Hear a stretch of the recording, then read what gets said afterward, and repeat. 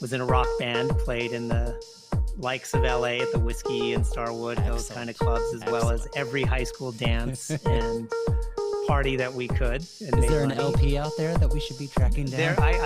There is video.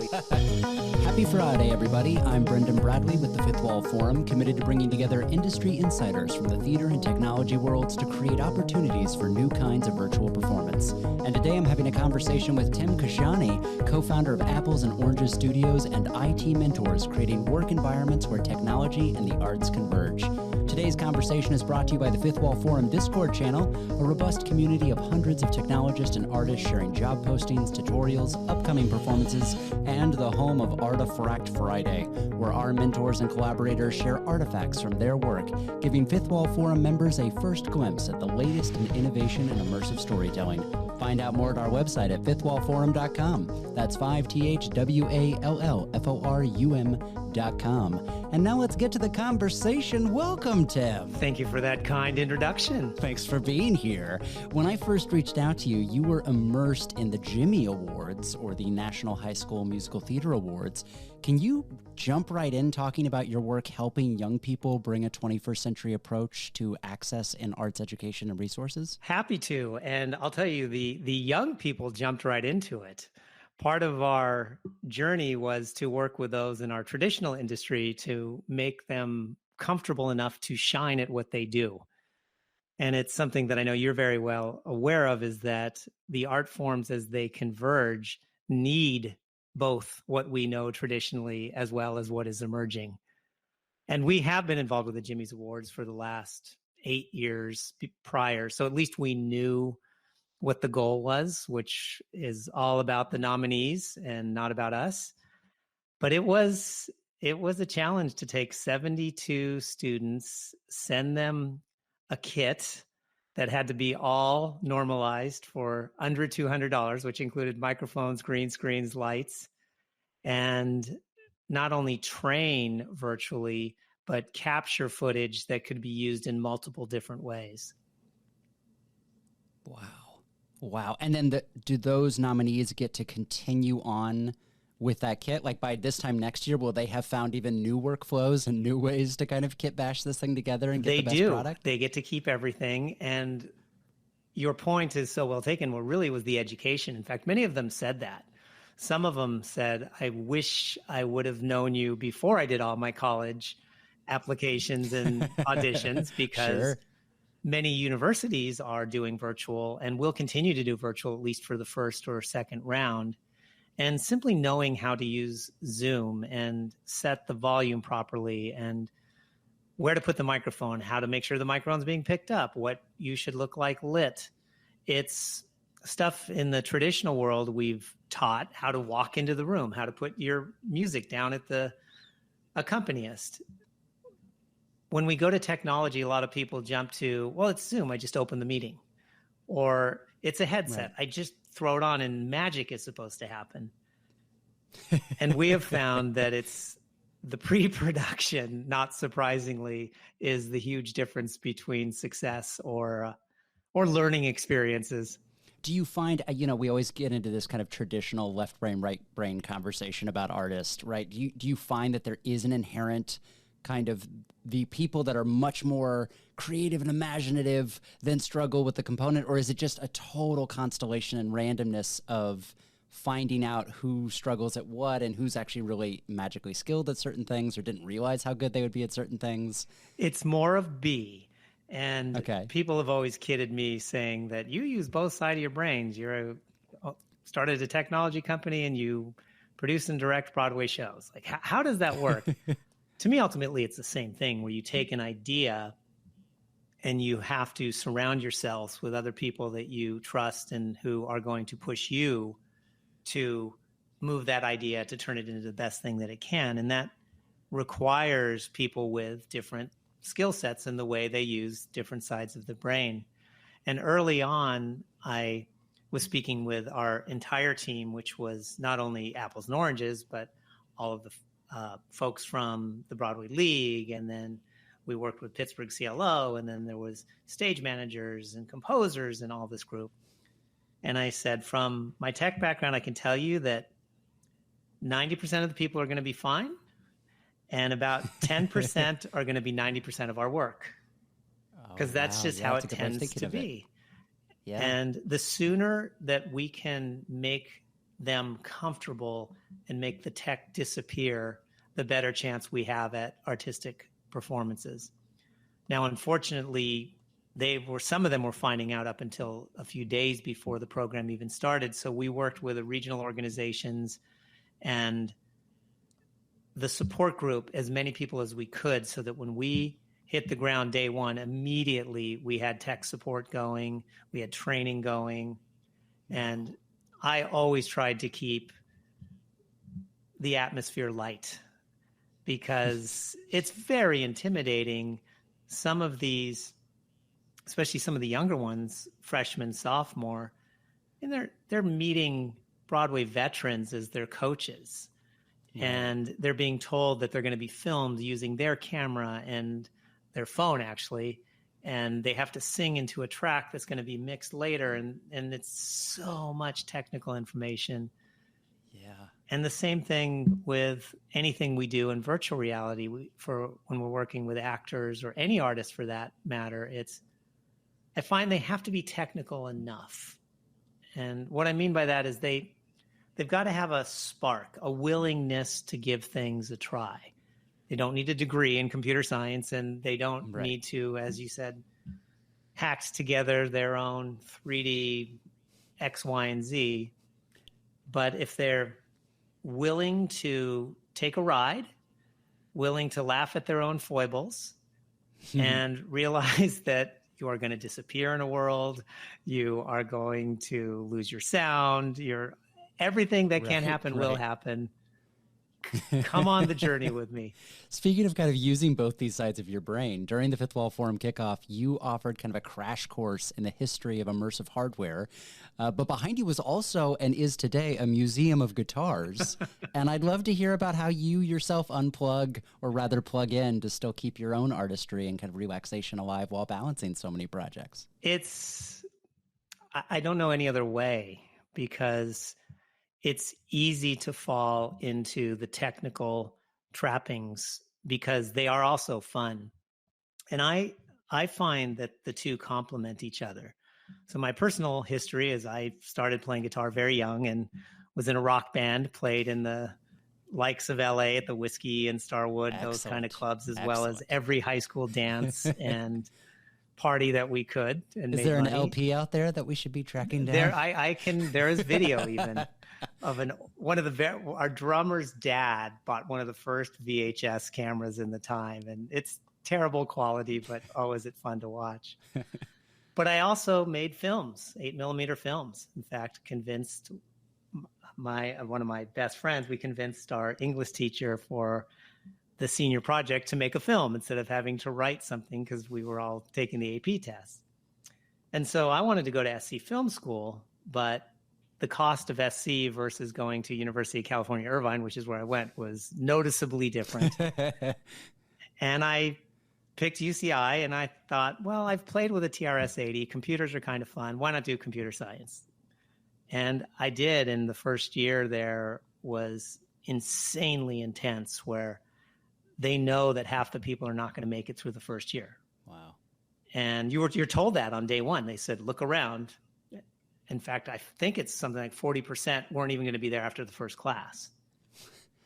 But the cool thing about it was, whether it be programming, which these classes were, or whether it be figuring out how to, in our rock band, we were going to make pyrotechnics out of using rocket launchers and floodlights. It's that MacGyverness in me that I love a challenge, and I love seeing if I can solve a problem.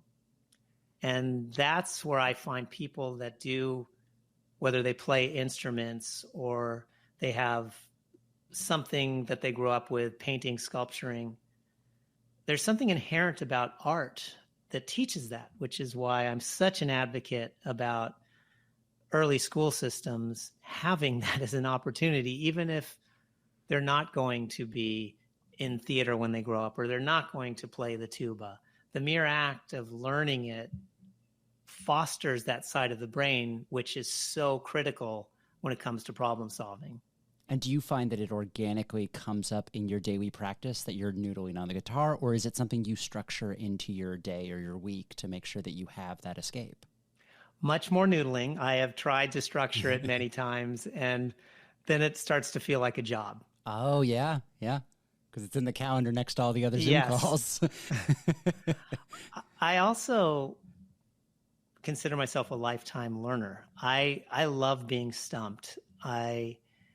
Whether it be looking at Unreal Engine 5.0 and how you're going to be able to create metahumans that are going to sing and dance, or it is how to draw a better storyboard for film, or even sometimes just the structure of what quantum computing is doing and how we are extending life through cellular-based computation. I just love that. And so I do build that time in, again, unstructured. You just can't fall down the rabbit hole, I think, as we all know, which does happen sometimes on weekends. You give yourself the latitude where you start reading about quantum computing and then you end up Easter eggs on the new Spider-Man trailer. Speaking of film, but on a very micro level, you turned to YouTube during the shutdown to put out free tutorials and information to really empower the community. When I make those videos, I feel like I'm screaming into the void, but I wanted to know your journey about kind of opening up this kind of like shared knowledge base, especially during a time when so many people were, for the first time, willing to dip their toe in the integrative technology pool. About 6 years ago, we created an initiative called Showbiz U under our nonprofit.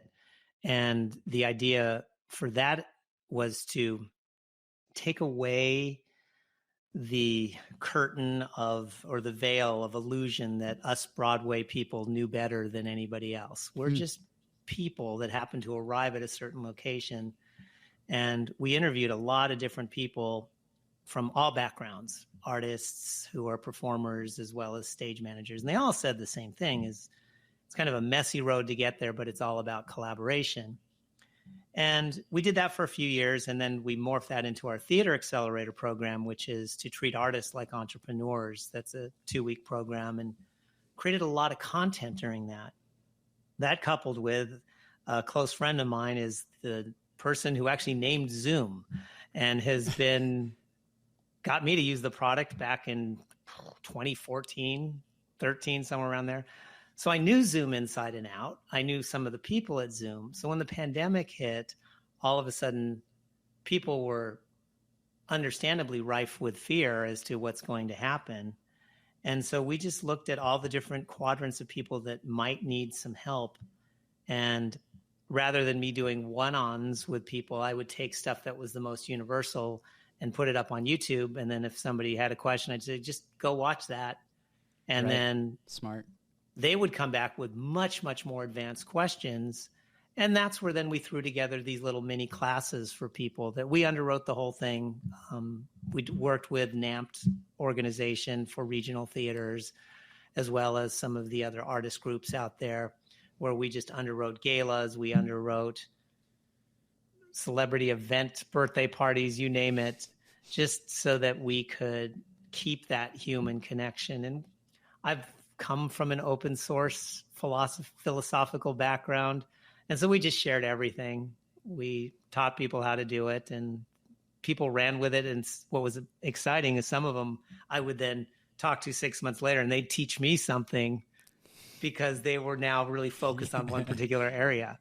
That's what I love about the open source community in general, and especially kind of knowledge sharing, is that like when other people then really go down their process, they discover things you didn't even know that these products could do, because you would have never thought to open up that tab or toggle on that switch. You're 100% right. And it's also, it's a sharing community.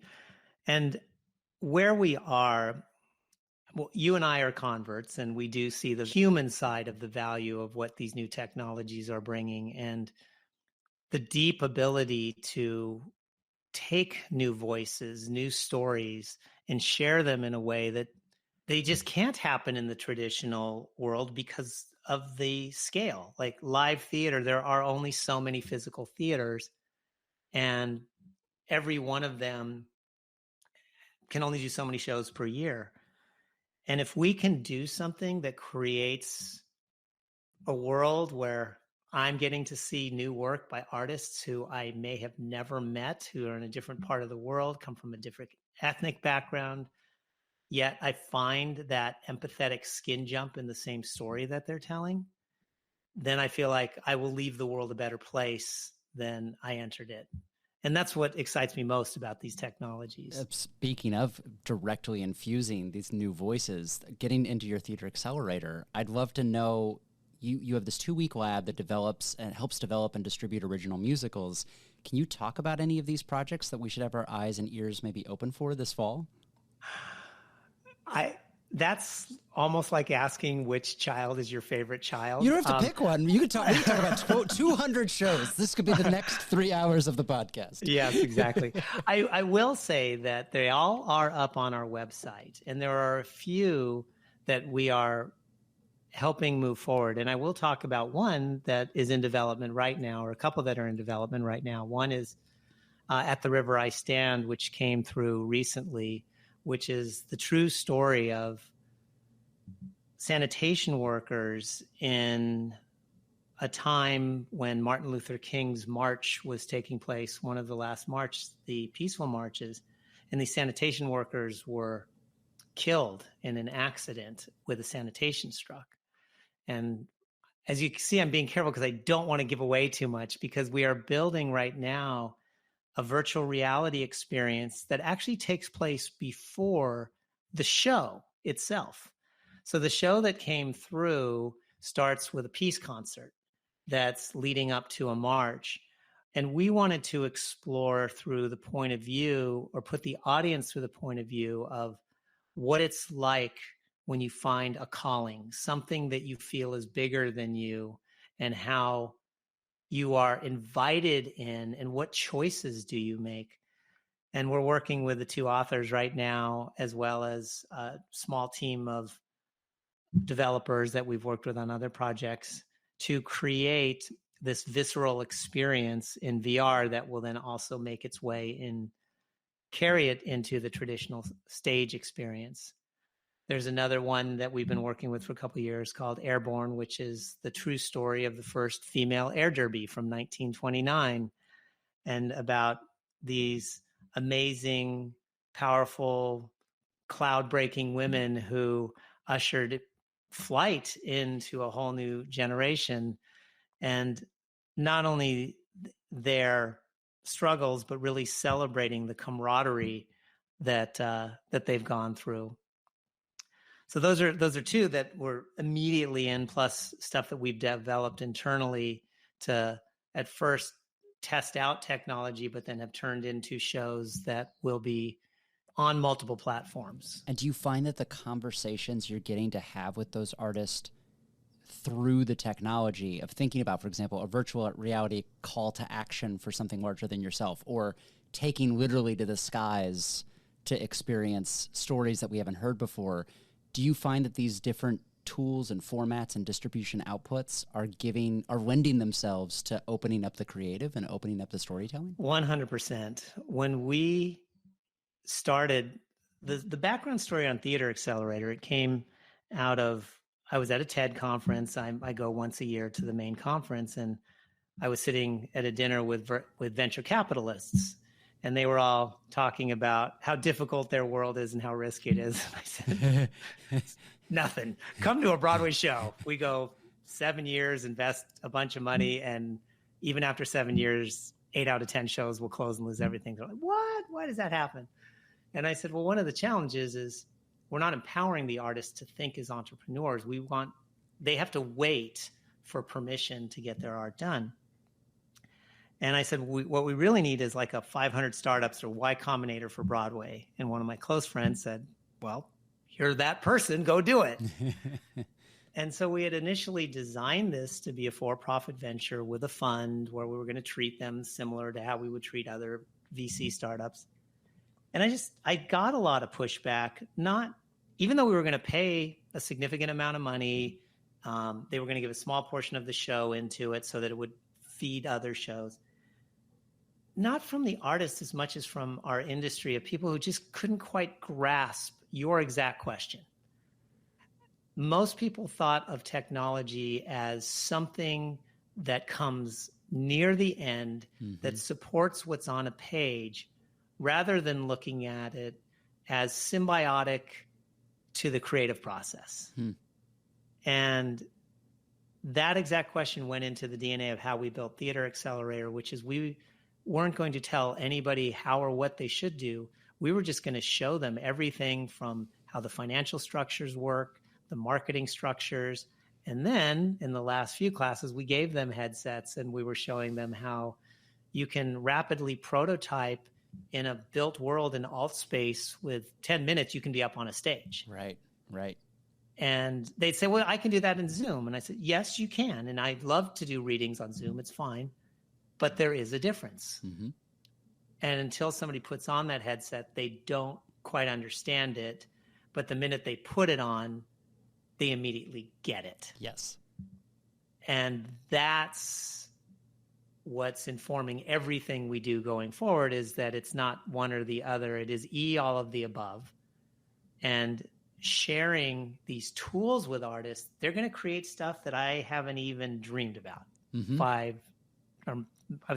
years from now, but it might be 5 months from now. That's true. Right. Just even in the Fifth Wall Forum. I mean, what you all did was insanely risky as far as, we're going to start. We don't know how it's going to end. Right. We're going to put a bunch of people together who don't know each other. We're not paying them. And they got to get along. They got to tell a story. I remember talking to Kyle Wright, and he's like, do you want to start a pool about how many actually make it through? And when you saw that, I mean, almost everybody 3 months later had definitely exceeded my expectations. Absolutely. It was so heartwarming, and it validated what those of us that have been knocking around saying, hey, it's coming and there's cool stuff, we can use it, for so many years. And so what you do and what we try to do in Theater Accelerator is to give people language, give them ideas that they might not know how to execute, but somebody else knows how to execute, and they're going to work on it together. But yeah, it's so exciting right now. And then I can't wait to see what the next few years are going to bring. I don't know if you can talk about it, but I had the privilege of attending a VR workshop of a new musical you're developing called Winter Lights for a museum, I believe, in Orange County. A science center. Science Center in Orange County. Yes. As someone developing an original musical for a museum myself, I'd love to hear your advice about merging the physical and the virtual for a non-traditional venue and audience. We have a long relationship. It used to be called the Discovery Science Center, now Discovery Cube here in Orange County. And then there's also the LA Science Center, where 10 years ago, I believe, we helped them craft an exhibit called The Science of Hockey. So working with Anaheim and the Samueli Foundation, they had designed what was going to be this experiential floor where you were looking at all the science that went into hockey. And they came to us and said, how do we make this fun? And we ran with it. We made videos. We did all kinds of cool stuff. We created a sock puppet character. I mean, you name it, we just did it. So we've always had this wonderful relationship. My wife has been on the board, and I've helped with other capital campaign aspects. And so a few years ago, one of the critical drivers is helping the next generation not only understand the value of STEM, but as we like to say, STEAM. The two really go hand in hand when it comes to solving and tackling some of these massive problems that we have. And we actually started this in January, right before COVID shut it down. And the idea back then was a traditional show. They had built this beautiful theater that the Gazillion Bubble show started off as Bubble Fest there 20 years ago when it was a tent. And so they had the Bubble show that was going to be in this theater. But it's a flex space that's massive, and they needed more content. And so we wrote a show about a young mixed-race girl in Santa Ana who wants to be a scientist. And like all scientists, she's failing and her project isn't working, of course, the night before the big science fair. And it's got to work because her life depends on it when the magical science fairy comes and takes her on this journey for her to learn that, well, science is about failing. Like, that's how we learn. In fact, there's a song called Learn to Fall. And we, I guess, had to follow our own advice because then COVID hit and live theater shut down. Right. And so we said, well, it was supposed to be live last November and December. And this January and February, we knew that things were going to be happening. And so we said, let's build it in VR. I was part of a group that was one of the original investors in AltSpace. And so I used the platform forever. I said, let's just throw together an AltSpace. Let's actually prove one of our concepts that we can save our traditional lab workshop time that we would normally do on Broadway, which costs a lot of money and takes time. Let's see if we can squeeze that down to a few months, spend a fraction of the cost, and truly develop the story. And actually bring people in virtually that have never used headsets. There's one grand experiment. And we did it. And it was absolutely amazing to see what we were able to do in that amount of time with actors who, all but one, except for my wife, Pamela, who had done a show in virtual reality already in the Venice Film Festival. She was the only actor that had ever done VR, right. And it was only her second piece. Within 3 days, they were coming to rehearsal like it was any rehearsal. In fact, they got very emotional because we're all isolated in our own rooms, but yet when you were in that rehearsal room, you felt a kinship. And we had success with it. As you probably know, the platforms themselves are just getting to the point where you can do productions that can be monetized on them. And there's lots of cool things that are coming down the pipeline. So we said, let's just build out now the tools and techniques, knowing that this ecosystem is going to continue to grow around it. And so now that show is still in development. We just decided to not bring it live this year simply because of the COVID numbers and Sure. Just safety, because it's a show that's meant for an entire family. And even with vaccinations, 12 and under are not going to be vaccinated. And so we're continuing to work on it, and we're continuing to do the virtual pieces and actually moving them a step farther now to create assets that are stage ready or film ready or whatever the show needs. And that's where we're now spending our 2021, 22 efforts in looking at how you can not only take what would normally be a proof of concept or prototype in a new show where we would do a lab or workshop, but what does a full set of assets for productions look like?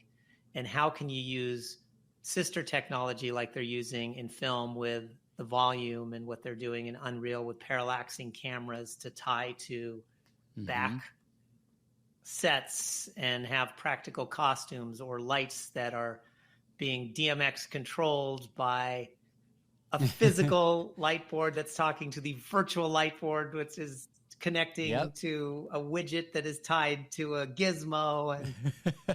And I mean, I'm totally a kid in a candy store because this is the stuff I love more than anything, to figure out how do we make all of this stuff work. It's insane and maddening, and most people hate it, but I love it. Well, you talk a lot about scalability, and I think that, yes, the upfront labor of building an asset that can move and flow into a variety of different pipelines or ecosystems, yes, that is labor intensive, and figuring that out is hard. But it does allow the work to scale and journey to wherever it can truly find its best audience. That's exactly right. And that's our hypothesis right there. And we're also now working on financial structures that are, I'm looking at what's happening in the blockchain, crypto, NFT world, where you are working with artists who might take a risk with you on the line to understand how, when these things become monetizable, they can create recurring revenue streams too. Yeah. There's a lot of opportunity to enhance the current ways that it's done in our industry. And we're always at the forefront of discussions on those too. So exactly to your point, I've now created, well, kind of stepping back, we tend to be very linear in our art form, where if it's going to be for stage, like we're so focused on everything working for stage for so many years, and then it gets to stage, and then, well, what would it look like as a podcast? What would it look like as a film? If you're smart as you're developing the assets, things, for example, like the music that's been orchestrated and recorded at a level enough can be used on a podcast, can be used on stage, can be used on film, can be used. And so we're looking at that layering approach of possibly investing what might be considered a little bit more earlier, but greatly smashing the total time to development and ultimately greatly reducing the overall cost. Are those assets then part of the package to licensing that production, that it can wander and journey, so that if a high school production wants to make a film version of it, they have the assets to be able to repurpose that way, versus if someone else wants to do a VR version or a stage version, it can be licensed out in a much more broad manner to serve a variety of different use cases. That's exactly it. 100%. That's so cool. That's so cool. Yeah. That is the premise of everything that we're working on, and always looking at equitable ways so that we can bring in new voices who, like the mission statement of our nonprofit is taking the starving out of artists. And to do that, you have to create sustainable work so that it's not the old adage is you can't make a living, but you can make a killing. Well, that's for a fraction of the artists. You happen to be lucky enough to be the choreographer on Wicked, Hamilton, whatever it is. But I know so many amazing choreographers, so many amazing lighting designers who've done 20 Broadway shows, but they didn't get that one that just tipped. That's not sustainable. And it's also really difficult to take risks then on new projects. And we have to take risks. The only way we're going to get new stories, new voices in is realize that we've got to create foundations for these artists to explore and not follow what I think the story needs to be, but follow what they think. And maybe I might have a little advice, but they can tell me when it's not important. And if we create what we're talking about here, immediately it's so much easier for it to be seen in different formats, which means more people are going to experience that story. And it's more monetizable. Exactly. And we take the starving out of artists. Beautiful. Now, when it comes to the idea of the application of things like blockchain, what I've always loved about it is the honest ledger of it, in the sense that it has almost a built-in royalty to it. So the original creator can journey with wherever that piece of content or media ends up. Does this mean that if I built a chair for your production, that as a designer, then I can actually participate passively in whatever the licensing or success of that asset is long term? That's exactly what we're exploring right now, is how do we, because some of the people will be external, some will be internal. There's so many models. There's profit sharing. There's, as you say, the royalty structure. And I want to build it for again, all of the above, so that it's not fits best what we do. It fits best. It fits for what people want to do. I mean, imagine 10 friends get together and they all create something early on, and that chair that you created ends up being on some set of something or on some Broadway show. Now, you may have done a complete buyout and they gave you $20 and a Starbucks gift card, and you're like, well, that's so cool. Yeah. And maybe you're happy with that because that got you your next gig. So I'm not saying no to any of that. But if you are coming to it and everybody is putting a lot of risk up front, that's where, just like in a startup where you have shares and you have other ways of incentivizing people, I want to create that same structure, because we did that. We've made 2 feature films based on staged musicals, where instead of taking them to directly to the stage audience, we rented a theater, shot them all in 2 weeks. And in that contract, we for the lead creatives, we all gave them a small percentage. Even though we didn't have to, we could have done it a different way. We just felt like that was the equitable way to do things. And yeah, it's all opening up in front of us. The one thing that I am balancing personally is that I'm also an advocate towards anything we can do to protect and possibly clean up our climate. And one of the challenges we face right now with the blockchain environment and crypto and NFTs is they use a lot of energy. Yes. And we particularly the ones that we're building NFTs on. Exactly right. And but at the same time, I know these are things that as long as we always keep cognizant about, we can solve, because we do have more than enough renewable energy if harnessed in the right way, just purely from the sun, that it could run any NFT through history. But that's my personal right. Okay, well, and I do still fly on planes. So I'm always looking at my personal carbon neutrality, and I don't want to just exploit something at one cause just because it works one way. Sure. So having my eyes open to the different pieces, but the underlying principles behind it, as you said, with open leisure and the transparency. I mean, that's the part that is so beautiful about what's happening here. I agree wholeheartedly. I think, because, back to your example about, maybe someone was happy to do it for the $20 gift card, because it got them the next job, but it still has to get them the next job. And having the name on the ledger, knowing who originated that work. I was actually so frustrated with early Twitter because I thought, the retweet will allow us to cite each other so much more. Because you'll have the original citation right there. You'll know who originally said that thing.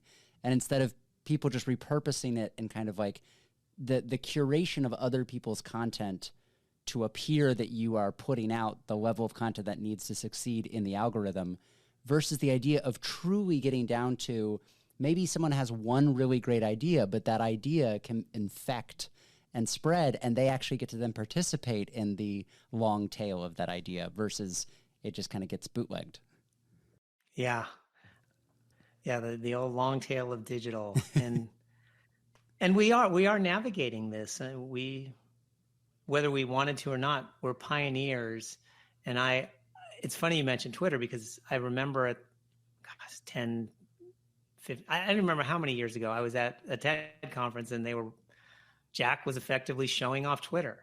And you saw the character limit and you saw a few other things about it. And both sides of my brain started arguing with each other.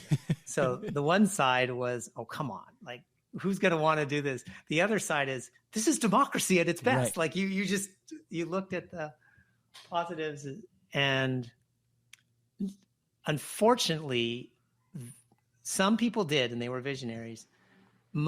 Myself included were those people that were so excited about the positives that it could bring that I think we were a little blind to the damage it can also do when people use this stuff nefariously.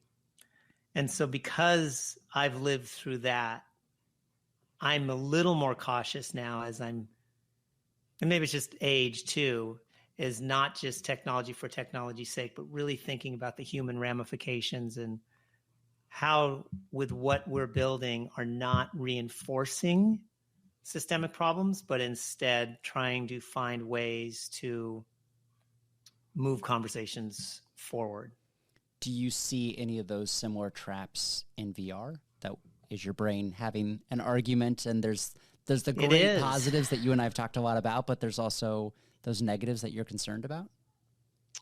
Yeah, definitely. And some of the books that we know, whether you talk about Snow Crash or Ready Player One, they all touched on this, which is the addictive manner of what this technology can and will do.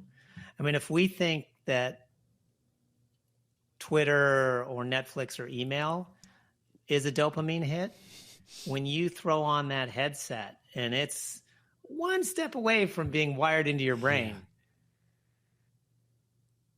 A story that brings this home is when I got the first DK from Oculus. I mean, it took ever to set that thing up. I mean, this was like the old days of high mem, low mem, and figuring out which system driver you had to do. I mean, it took about 4 hours just to see the first few things on it. And I mean, I even studied some of this in college when you had the old diving dome on your head.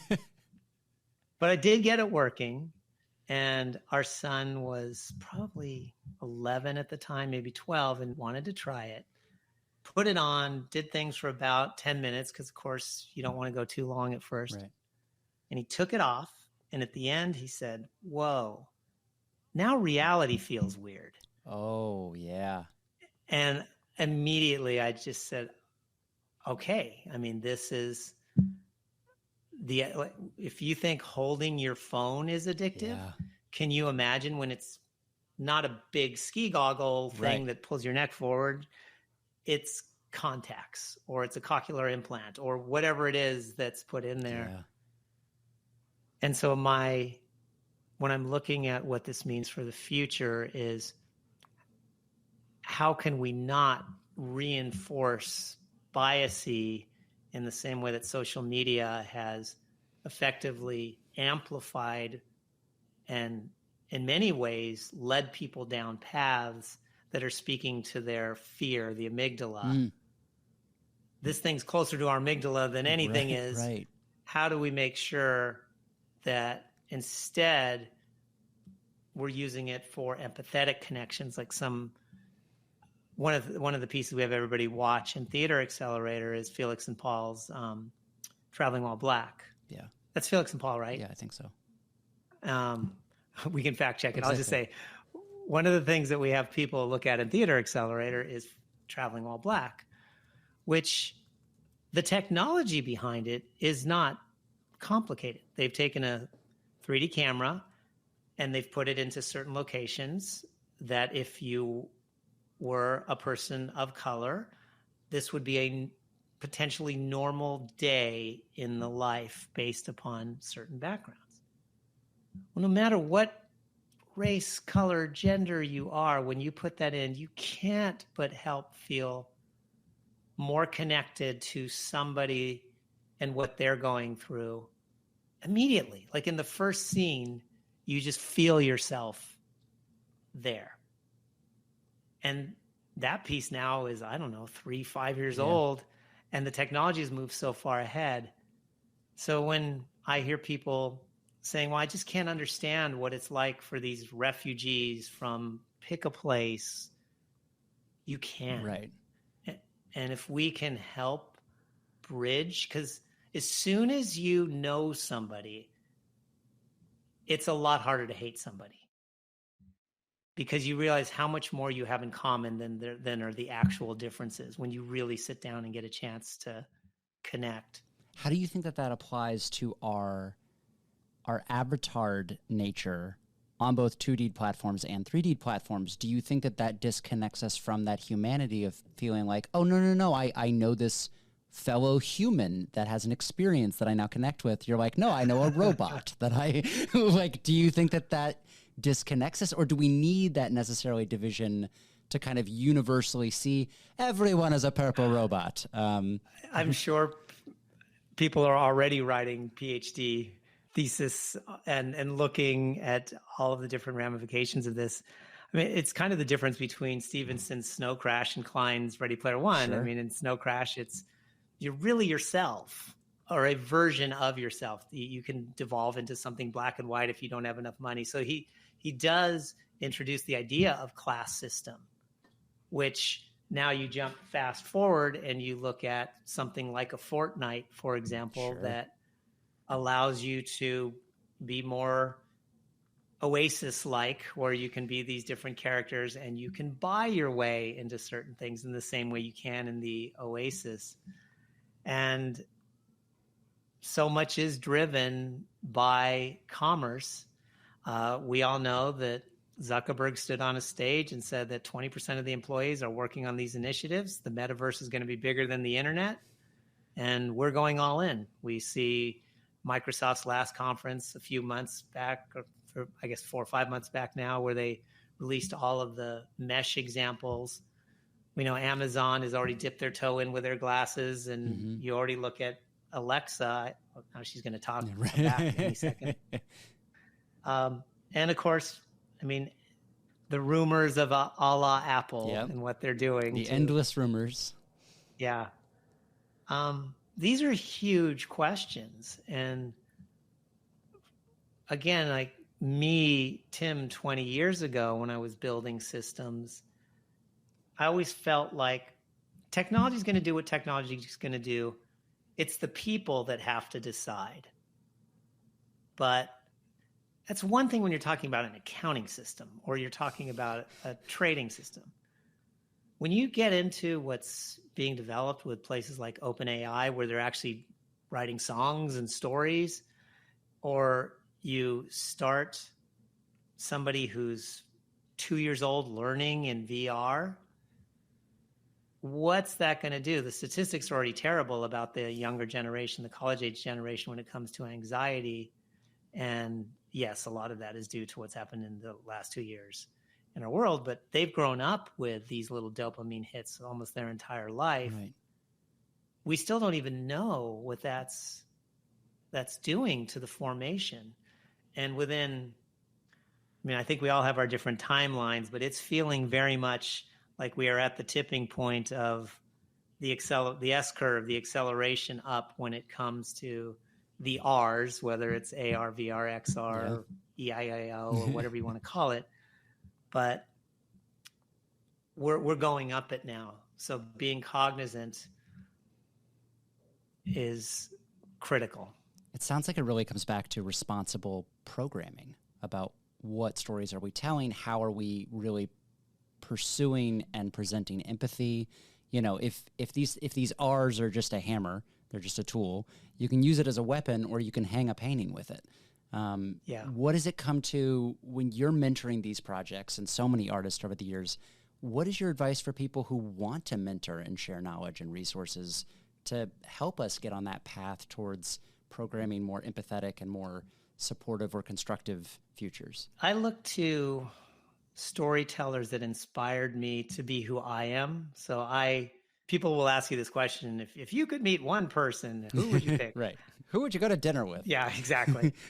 A lot of times I look at people like Walt Disney, who, of course, like any human, had flaws, but his general want of creating environments for family, like was such a fabric of his DNA, whether it was the films that you were watching or when he was with his daughter and he was near a carnival and it just felt like, it's dirty. I don't want to spend time there. I want something where the family can go to be closer when they leave. And as we look at, it's a challenge because even in VR right now, a lot of the games that are doing well are these shooter games. Like that's just not an area I go down. When I'm looking at content, I don't want to do anything with guns in it. It's just a personal choice that I have. And I want to, it's probably one of the most, in fact, it is more complicated, the question that you then asked. If you asked me, can you talk about the technology to get us there? Like, I see the roadmap for the tech that's going to get us there. It's the human responsibility that I can sense from being part of consortiums that's being built. Can it be built and will it be built and unified enough that commercial viability doesn't just take over and move it forward? And my one thing that does give me hope is a lot of these people that have done very well financially on the .com, whatever you want to call it, .com 1 and .com 2, like the first people in the 2000s, and then the ones that have made the money off all of the social apps. When you talk to almost all of them right now, they're dedicating their life to responsible social computing. They have more money than they know what to do with. And they know they've created something that could either move humanity to an all new high level or destroy humanity. And they don't want to leave the planet knowing that they're the one that created the widget that destroyed humanity. Speaking of widgets that might destroy humanity, I'd be curious, if we do this podcast specifically to kind of signal boost and reach out to the community. If there's currently something you're seeking in your process that will open up your next level or your next work, whether that's a resource or a type of collaborator you're seeking, or if you could shout out to the world and say, like, I'm looking to have dinner with this person or find this tool. It's an excellent question. I'm usually terrible at asking for anything. I'm much better as if somebody asks me for help too. I would say if there's one thing right now that would help me is ways to continue our in-depth reach to other thought leaders and decision makers in the entertainment industry to have these dialogues about the interdisciplinary growth for those of us that want to create a more equitable environment for artists. Because once I get in a room with those people, they get it because I'm able to show it to them. Before that, we're still seen as bleeding edge. We're not bleeding edge anymore. We're cutting edge. And there is some bleeding edge technology. But when you think about the price of getting somebody in a headset, it's now $300. Yeah. That's a third of a new phone. And if I can sway somebody to be more empathetic with $300, that's the best $300 I've ever spent. So if anyone works in the entertainment industry and has not bought in yet or has not gone into the matrix, Tim wants to take you there, show you all the good things that you could do with the world. And how, if someone's out there listening, can they get in touch with you? Through you. No, there's a number of different ways. I mean, I am on the social channels, so there is DMing, and also just through our website, nycoc.org. There's a contact on that. That's our nonprofit. That's the easiest way to get a hold of me, because if I don't see it, somebody will see it. Because, yeah, we're looking for that. And then we're also, again, looking at the transmedia opportunities when it becomes, as these assets are being created, looking at it in different disciplines. Tim, thank you so much for having the conversation. You are more than welcome, and thank you for hosting these conversations. It's always a pleasure to speak with you because you're definitely like-minded. Thank you so much to Tim for the conversation. If you want to join me on the show, find me online at the handle Brendan A. Bradley or go to fifthwallforum.com to find out more. I'm Brendan Bradley, wishing you a happy Friday, and I'll see you next time.